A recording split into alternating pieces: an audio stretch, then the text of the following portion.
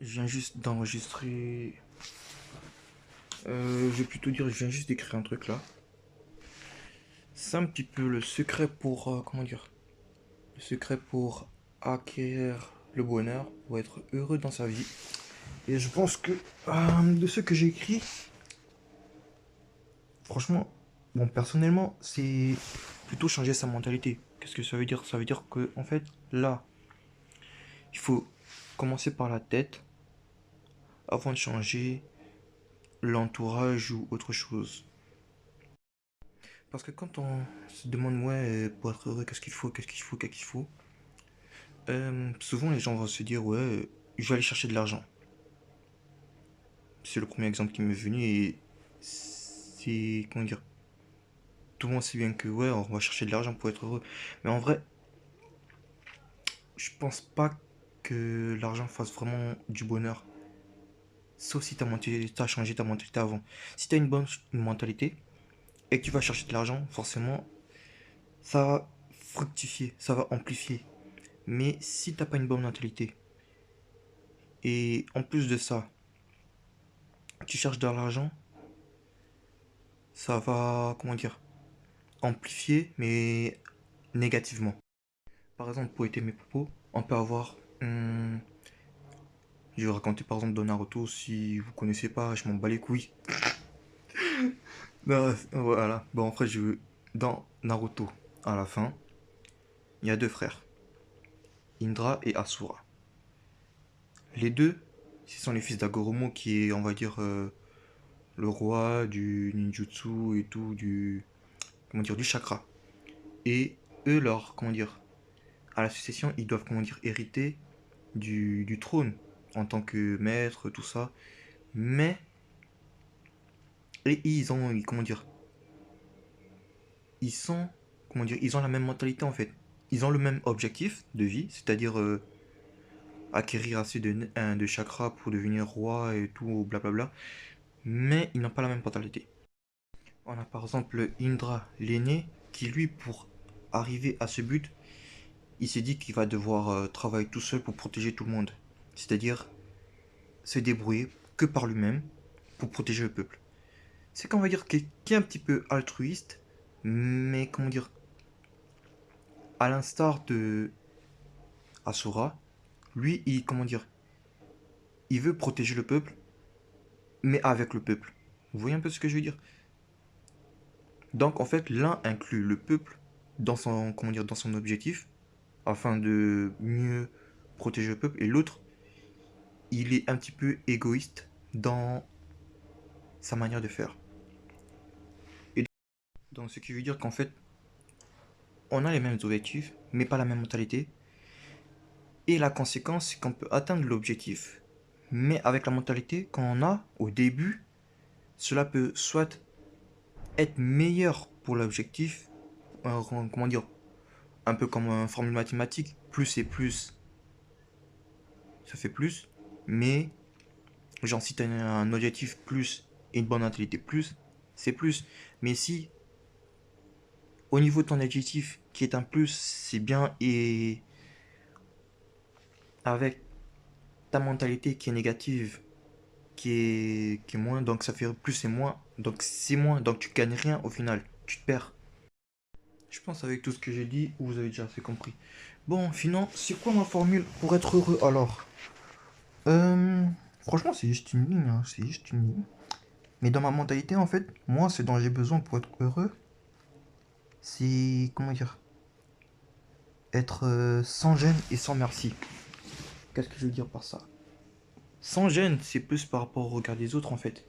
C'est, comment dire, agir un peu comme si j'étais dans mon monde, comme si en fait le monde m'appartenait à moi-même.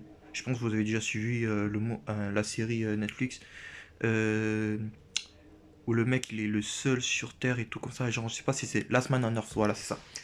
Genre, Last Man on Earth.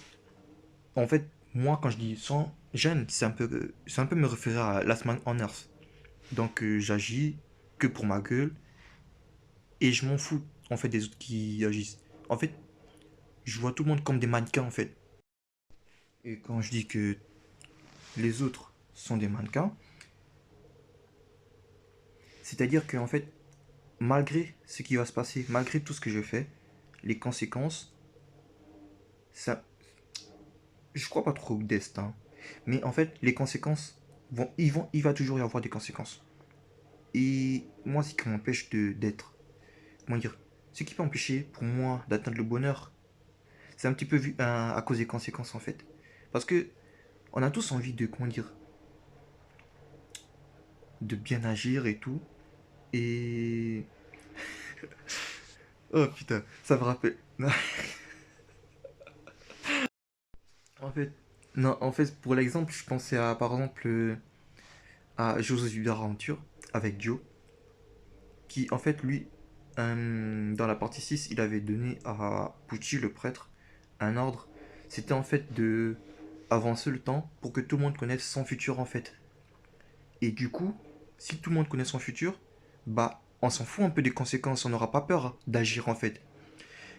Et si, euh, et si si on connaissait les conséquences, si on connaissait notre futur, alors on n'aurait pas peur d'agir. Et si on n'a pas peur d'agir, bah on est heureux. On est heureux.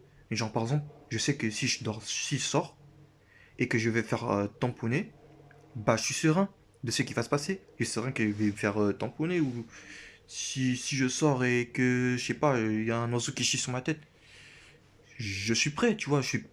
Après vous allez me demander ouais mais si tout le monde connaît son futur et que comment dire, si tout le monde connaît son futur, ça n'a juste plus de comment dire, de piquant à la vie. Bah, moi, je suis désolé de vous dire que tout ça, c'est faux en vrai. En vrai, comment dire, si on connaissait tous le futur, notre futur, si on sort et un truc comme ça, on serait encore plus heureux que si on ne connaissait, si on connaissait pas. Et vous allez dire, ouais, le piquant, le piquant, le piquant, mais le piquant, vous bandez sur le piquant, c'est faux. Si on connaissait vraiment notre futur, même les gens, on va dire pour la mort, même pour mourir, les gens seraient plus sereins. Genre, on va dire quoi? Genre, on va dire, tu remontes dans le futur pour dire, ouais, tu veux savoir comment tu vas mourir. C'est important des trucs comme ça, c'est important les événements, des grands événements comme la mort ou par exemple le moment où tu vas, par exemple, devenir. Même pas forcément des grands événements comme ça, mais comment dire? Euh, Il y a des trucs il y a des trucs que tout le monde veut esquiver dans la vie, il y a des trucs que tout le monde veut avoir, et c'est important pour nous de savoir quand ça arrive, non? Parce que la sécurité du ouais, un jour, ouais, dans ça, ça va venir, dans ça va venir. Est-ce que ça ne nous donnerait pas plus d'urgence de savoir que ça n'arrivera jamais? Ou même que ça va toujours, ou même que un truc grave va nous arriver? Et là maintenant, on pourra maintenant réfléchir vraiment. Est-ce qu'on va réfléchir vraiment sur nos actions pour contrer ça ou non? Après, là, on rentre dans un paradoxe et tout, que ouais, si on change le futur, ben, si on change, si on connaît le futur et qu'on change nos actions après maintenant, il y aura plus de futur, des trucs, c'est qu'un paradoxe. Mais je pense vraiment, bon, pour retourner à la base de ma pensée, à la base, pour retourner, bon, je dis quoi? J'ai dit ouais, en fait, le seul truc qui nous maintient vraiment en vie, en fait, c'est juste l'élément, et comment dire, l'émotion de la peur, en fait. En fait, c'est la peur qui guide tout dans, comment dire, dans l'univers, en fait. Parce que si on enlève ça à l'humanité, l'humanité meurt, on va dire. C'est pas qu'elle meurt, mais elle ne vivra plus, en fait. On va vivre maintenant comme des animaux, on va vivre euh, sur... on va vivre à l'instant. Alors que si on a maintenant de la peur...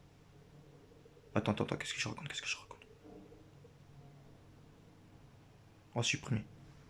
Ouais, donc en fait, comme je disais, ouais, c'est vraiment la peur, en fait, l'élément premier qui penche, qui, je pense, m'empêche, euh, moi personnellement, mais aussi à beaucoup de gens, je pense, d'être heureux.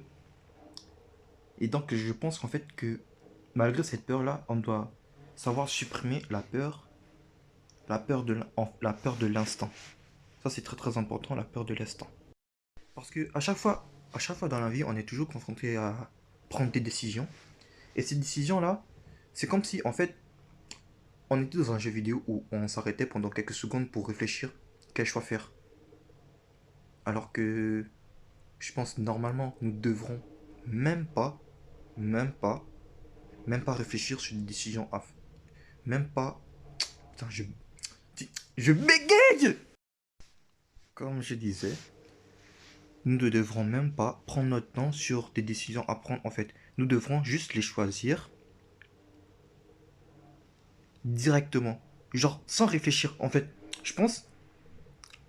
Mais là, je vais trop loin. Ma vidéo, elle est trop longue là. Non, là, c'est bon, c'est mort.